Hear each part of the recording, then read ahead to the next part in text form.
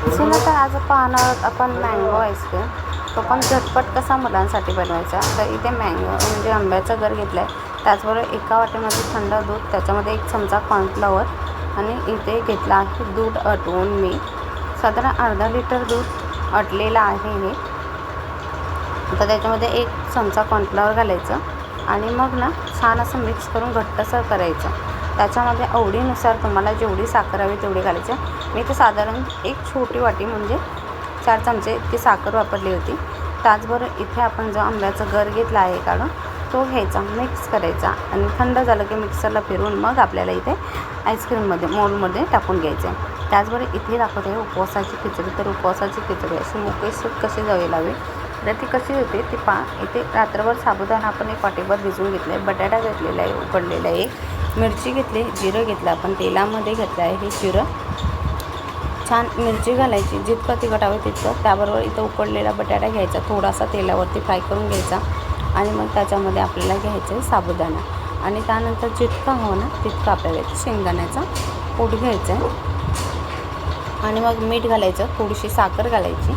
हवी असेल तर तुम्ही साखर वापरा, इथं मला हवी म्हणून मी वापरली आहे. त्यावरून मिक्स करून मीठ घालायचं, मिक्स करून घ्यायचं. मस्त अशी मोकळी खिचडी 1 वाफ काढायची झाकण ठेवून. मस्त अशी मोकळी खिचडी आपली तयार होते. कुठेही आपली शेवट खिचडी तयार झालेली नाही किंवा आपली अशी सुटसुटीत अशी खिचडी ज्यांना आवडते तर नक्की या पद्धतीने करून पहा. तर व्हिडिओ कसे वाटते नक्की सांगा, लाईक शेअर सबस्क्राईब करा. मग तर विसरू नका. आज पाहतो सोयाबीन पाहतो.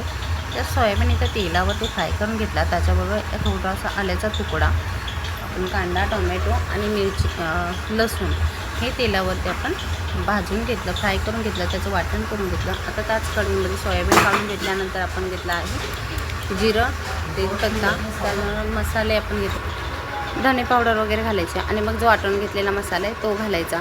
बघा या पद्धतीने तुम्ही एकदा सोयाबीन बनवून खूप टेस्टी लागतो, नक्की तुम्हाला आवडेल. त्याच्यामध्ये जेवढं पाणी हवं तेवढं घालायचं, मीठ घालायचे, उकळी काढायची आणि मग नंतर वरतून आपल्याला कोथिंबीर किंवा कसुरी मेथी जे हवे ते घालायचं आणि छान अशी आपली रस्सा भाजी तयार सोयाबीनची. तर या पद्धतीने तुम्ही करून पहा. व्हिडिओ आवडता लाईक शेअर सबस्क्राईब करा. तर आता पाहतो आहे आपण छोले. तर छोले इथं रात्रभर भिजवून घेतला आहे. तर इथे आपण वापरणार आहोत चिकन मसाला. तर त्याचबरोबर इथे वापरला आहे खोबरं, कांदा यांचं मस्त असं गरम मसाला असतो तो वापरला आहे. तेलामध्ये आपण ना तेजपत्ता आणि झटपट आपण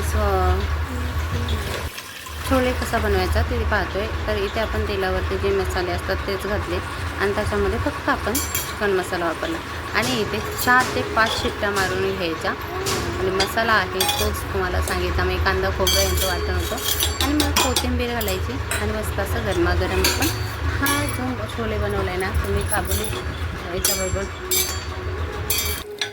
कुलचे करतो ना त्या कुलच्याबरोबर पण खूप छान लागतो.